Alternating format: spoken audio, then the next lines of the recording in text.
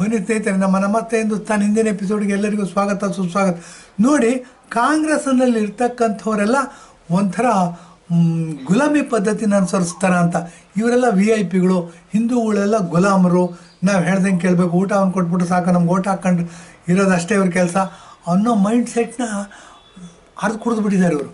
ಅದರಿಂದ ಹೊರಗೆ ಬರೋಕ್ಕೆ ಆಗ್ತಿಲ್ಲ. 65, 70 ಅಮೃತ ಆಜಾದಿ ಕಾ ಅಮೃತ್ ಮಹೋತ್ಸವ 75 ವರ್ಷಗಳಾದರೂ ಆ ಮೈಂಡ್ ಸೆಟ್ಟಿಂದ ಹೊರಗೆ ಬಂದಿಲ್ಲ. ಏನು ಅಂತಂದರೆ ನೋಡಿ, ಇನ್ನೊಂದು ಫೋಟೋ ಹಾಕಿದ್ದೀವಿ, ನೋಡಬೇಕು ನೀವು. ಏನು ಅಂತಂದರೆ ಹಳೆ ಪ್ರಧಾನಮಂತ್ರಿ ಮನಮೋಹನ್ ಸಿಂಗ್ ಅವರು ಸೋನಿಯಾ ಗಾಂಧಿ ಕಾಲಿಗೆ ಬೀಳ್ತಾ ಇದ್ದಾರೆ. ಅದರಲ್ಲಿ ರಾಹುಲ್ ಗಾಂಧಿ ನಿಂತಿರೋ ಸ್ಟೈಲ್ ನೋಡಿ.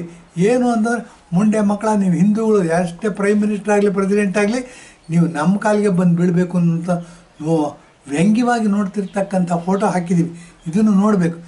ಏನು ಅಂದರೆ ಇವೆಲ್ಲ ಭಾಳ ಹೊಟ್ಟೆ ಉರಿಯುತ್ತೆ. ನಾವು ಯಾರು ದೇಶಭಕ್ತರಿದ್ವಿ, ಯಾರು ಚಂದ್ರಶೇಖರ್ ಆಜಾದ್ ಇರ್ಬೋದು, ಮತ್ತು ಸುಭಾಷ್ ಚಂದ್ರ ಬೋಸ್ ಇರ್ಬೋದು, ಇವರೆಲ್ಲ ಏನಾಗುತ್ತೆ, ಪ್ರಾಣ ಕೊಡ್ತಾರೆ ರೀ ದೇಶಕ್ಕೋಸ್ಕರ. ಪ್ರಾಣ ಕೊಟ್ಟರೆ ಏನಾಗುತ್ತೆ, ಅವ್ರನ್ನೆಲ್ಲ ಹಿಂದಕ್ಕೆ ತಳ್ಳಿಬಿಟ್ಟಿದ್ದೀವಿ ನಾವು.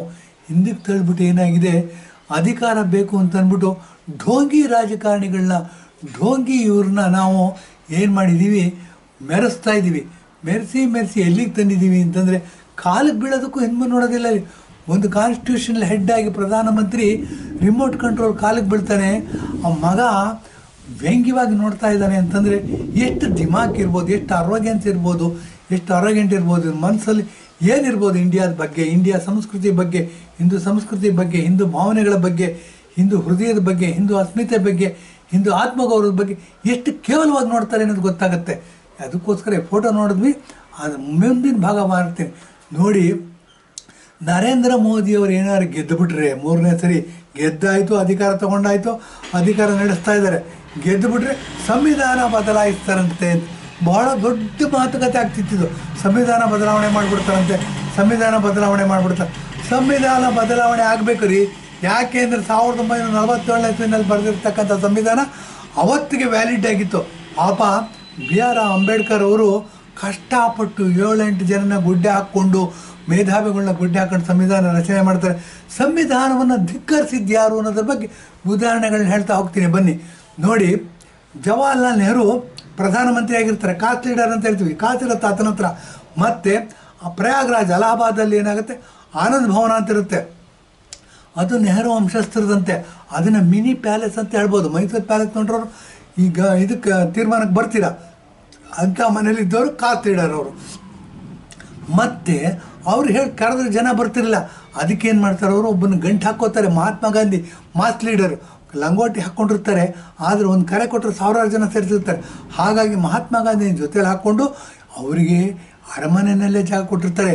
ಇದನ್ನೇನಾದರೂ ನೀವು ಪ್ರೂವ್ ಮಾಡಬೇಕು ಅಂದರೆ ಎಲ್ಲರೂ ಪ್ರಯಾಗ್ರಾಜ್ಗೆ ಹೋಗಿ. ಕುಂಭಮೇಳ ನಡೆಯುತ್ತೆ, 12 ವರ್ಷಕ್ಕೊಂದ್ಸರಿ ಕುಂಭಮೇಳ ನಡೆಯುತ್ತೆ. ಕುಂಭಮೇಳ ನಡೆಯೋದು ಒಂದು ಹಿಂದೂಗಳ ಅಸ್ಮಿತೆ, ಆತ್ಮಗೌರವ ಮತ್ತು ಇದಾದರೆ ನೀವು ರಾಜಕೀಯವಾಗಿ ಪ್ರಬುದ್ಧರಾಗಬೇಕು. ಆ ದೃಷ್ಟಿಯಿಂದ ಬನ್ನಿ, ಪ್ರಯಾಗ್ರಾಜ ಇದು ರೈಲ್ವೆ ಸ್ಟೇಷನಿಂದ ಹೊರಗೆ ಬಂದು ಕುಂಭಮೇಳ ಹೊಡಿತಕ್ಕಂಥ ಜಾಗಕ್ಕೆ ಹೋಗ್ತೀರಿ ಅಂತಂದರೆ ಸುಮಾರು 3 ಕಿಲೋಮೀಟ್ರ್ ದೂರ ಹೋದರೆ ಎಡಗಡೆಗೆ ಒಂದು ಡಿವಿಯೇಷನ್ ಸಿಗುತ್ತೆ. ಚೆನ್ನಾಗಿದೆ, ರಸ್ತೆ ಚೆನ್ನಾಗಿದೆ. ಆ ಒಳಗಡೆಯಿಂದ ಒಂದು 2 ಕಿಲೋಮೀಟ್ರ್ ಒಳಗಡೆ ಹೋದರೆ ಅಲ್ಲಿ ನೋಡಿ ನಿಮ್ಗೆ ಆನಂದ ಭವನ ಸಿಗುತ್ತೆ, ನೆಹರು ಅವರು ಇರ್ತಕ್ಕಂಥ ಅರಮನೆ. ಆ ಅರಮನೆಯಲ್ಲಿ ನೆಹರು ಏನು ಮಾಡಿದ್ರು, ಗಾಂಧಿಗೋಸ್ಕರ ಒಂದು ರೂಮ್ ಬಿಟ್ಕೊಟ್ಬಿಟ್ಟಿದ್ರಿ. ಆ ರೂಮ್ನೆಲ್ಲ ನೋಡ್ಬೋದು ನೀವು. ಇವಾಗಲೂ ಸಹ ಎಕ್ಸಿಬಿಷನ್ ಅಂತಾರೆ ಇಟ್ಕೊಂಡಿದ್ದಾರೆ. ಗಾಂಧಿ ಏನಾಯಿತು, ಕಳ್ಳ ಮಳ್ಳ ಇಬ್ಬರು ಜೊತೆ ಆಗ್ಬಿಟ್ರು. ನೆಹರು ಕಳ್ಳ, ಇವನು ಮಳ್ಳ. ಮಹಾತ್ಮ ಗಾಂಧಿ ಏನಾಯ್ತು, ಆಡಿದ್ದೆ ಆಟ ಹೂಡಿದ್ದೆ ಲೆಗೆ ಆಗ್ಬಿಡ್ತು. ಏನಾಯ್ತು, ಹೀಗೆ ಮಾಡಿಬಿಟ್ಟು ಹಿಂದೂಸ್ತಾನವನ್ನು ಯಾಮರ್ಸ್ಬಿಟ್ರು. ಹೇಗೆ ಅಮರ್ಸಿದ್ರು ಅಂತ ಒಂದು ಎಷ್ಟು ಉದಾಹರಣೆಗಳನ್ನ ಹೇಳ್ತೀನಿ ಬನ್ನಿ. ಇವರಿಗೆ ಸಂವಿಧಾನದ ಬಗ್ಗೆ ಬೆಲೆನೇ ಇಲ್ಲ ರೀ. ಹಿಂದೂಗಳು ಅಮಾಯಕರು, ಅನಕ್ಷರಸ್ಥರು, ಓದಿರೋರು ಸಹ ಅಮಾಯಕರು, ಅನಕ್ಷರಸ್ಥರು. ಈ ಮುಂಡೆ ಮಕ್ಕಳನ್ನ ಜಾತಿನಲ್ಲಿ ಡಿವೈಡ್ ಮಾಡ್ಬೋದು, ಇವ್ರು ಒಂದಾಗೋದಿಲ್ಲ, ಕಿತ್ತಾಡ್ಕೊಂಡಿರ್ತಾರೆ. ನಮಗೆ ಓಟ್ ಹಾಕೋದಷ್ಟೇ. ಇವರು ಜಾತಿಗಳಲ್ಲಿ ಡಿವೈಡ್ ಮಾಡಿಕೊಂಡು ಇವ್ರನ್ನ ವೋಟ್ ಬ್ಯಾಂಕ್ ಥರ ಉಪಯೋಗಿಸ್ಕೊಳ್ಳೋಣ, ನಾವು 250 ವರ್ಷ ರೂಲ್ ಮಾಡ್ಬೋದು, 500 ವರ್ಷ ರೂಲ್ ಮಾಡ್ಬೋದು ಅನ್ನೋ ಮೈಂಡ್ ಸೆಟ್ಟಿಗೆ ಬಂದ್ಬಿಟ್ಟು ಅದನ್ನು ಚಾಲ್ತಿಗೆ ತಂದರು. ಹಾಗೆ ಚಾಲ್ತಿಗೆ ತಂದಿದ್ದು ಉದಾಹರಣೆ, ಮೊದಲನೇ ಉದಾಹರಣೆನೇ 1947ನೇ ಇಸ್ವಿನಲ್ಲಿ ಜವಾಹರ್ಲಾಲ್ ನೆಹರು ನೋಡಿ. 15 ಜನ ವರ್ಕಿಂಗ್ ಕಮಿಟಿಲಿ ಮೆಂಬರ್ ಇರ್ತಾರಂತೆ. 14 ಜನ ಸರ್ದಾರ್ ವಲ್ಲಭಾಯ್ ಪಟೇಲ್ ಪ್ರಧಾನಮಂತ್ರಿ ಆಗಲಿ ಅಂತ ಅಂದ್ಬಿಟ್ಟು ಓಟ್ ಹಾಕ್ತಾರಂತೆ.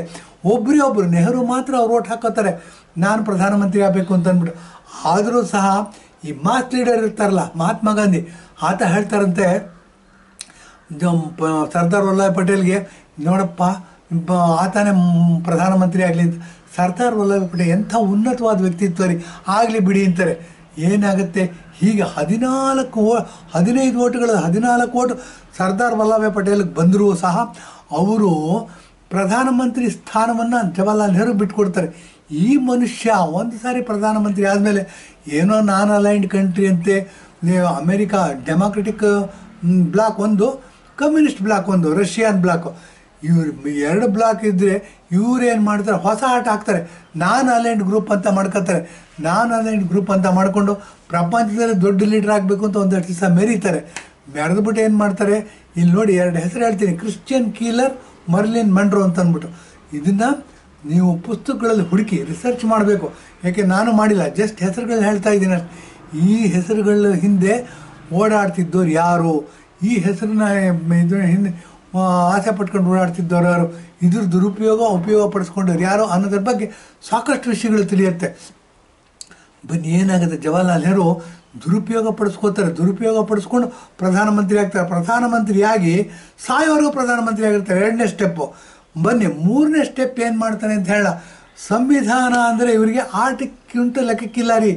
ಏನು ಅಂತಂದರೆ ಈ ಗುಲಾಮಿ ಪದ್ಧತಿ ಅಂತೆ, ಏನು ಊಳಿಗಮಾನ್ಯ ಪದ್ಧತಿ ಅಂತೀವಿ, ಏನು ಅಂದರೆ ಬಾಂಡೆಡ್ ಲೇಬರ್ಸ್ ಅಂತೀವಿ. ಹಾಗೆ ಹಿಂದೂಗಳೆಲ್ಲ ಬಾಂಡೆಡ್ ಲೇಬರ್ಸ್ ಥರ ಉಪಯೋಗಿಸ್ಕೊಂಡು ಹೇಗೆ ಉಪಯೋಗಿಸ್ಕೊತಾರೆ ಅನ್ನೋದಕ್ಕೆ ಉದಾಹರಣೆ ಕೊಡ್ತೀನಿ. ಜವಾಹರ್ಲಾಲ್ ನೆಹರು ಪ್ರಧಾನಮಂತ್ರಿ ಆಗ್ತಾರೆ. 1951ನೇ ಇಸ್ವಿನಲ್ಲಿ ಮೊದಲನೇ ಬಾರಿ ಜನರಲ್ ಎಲೆಕ್ಷನ್ ನಡೆಯುತ್ತೆ. ರಿಪಬ್ಲಿಕ್ ಭಾರತ ಅಂತ ಇದಾದಾಗ ರಿಪಬ್ಲಿಕ್ ನೇಷನ್ ಅಂತ ಡಿಕ್ಲೇರ್ ಆದಮೇಲೆ 53ನೇ ಇಸ್ವಿನಲ್ಲಿ ಮೊದಲನೇ ಸಾರಿ ನೋಡಿ ಪಂಜಾಬ್ ಸರ್ಕಾರವನ್ನು ವಜಾ ಮಾಡ್ತಾರೆ. ಪಂಜಾಬ್ ಪಾಟಿಯಾಲ ಸರ್ಕಾರ ಅಂತ ಕರೀತಾರೆ, ಅದನ್ನು ವಜಾ ಮಾಡ್ತಾರೆ. ಎಲೆಕ್ಟೆಡ್ ಸರ್ಕಾರವನ್ನು ವಜಾ ಮಾಡ್ತಾರೆ. ಜನಗಳು ಏನು ತೀರ್ಮಾನ ಕೊಟ್ಟಿರ್ತಾರೆ ಧಿಕ್ಕರಿಸ್ತಾರೆ. ಆ ಜವಾಹರ್ಲಾಲ್ ನೆಹರು ಮನಸ್ಸಿಗೆ ಸರಿ ಹೋಗೋದಿಲ್ಲ, ಅಧಿಕಾರನ ಚುನಾಯಿತ ಸರ್ಕಾರನ ವಜಾ ಮಾಡ್ತಾರೆ. ಹೀಗೆ ಜನಗಳು ಆಶೋತ್ತರಗಳಿಗೆ ವ್ಯತಿರಿಕ್ತವಾಗಿ ನಡ್ಕೋತಾರೆ. ಏನು ಅಂದರೆ ಇವ್ರದ್ದು ಆಟ ನಡೀಬೇಕು, ಆಡಿದ್ದೆ ಆಟ ಹೂಡಿದ್ದೆ ಲಗ್ಗೆ. ಹಾಗಾಗಿ ಏನು ಮಾಡ್ತಾರೆ, ತಮ್ಮಗಿನ್ನೇನಕ್ಕೆ ಯಾವ ಸರ್ಕಾರ ನಡೆಯೋದಿಲ್ಲ ಅದನ್ನೆಲ್ಲ ವಜಾ ಮಾಡ್ತಾರೆ. ವಜಾ ಮಾಡುತ್ತಾ ಅಂತಿದ್ದಕ್ಕೆ ಬನ್ನಿ ರೆಕಾರ್ಡ್ಗಳನ್ನ ಹುಡುಕ್ಬೋದು, ಇವಾಗಲೂ ಸಹ ಹುಡುಕ್ಬೋದು.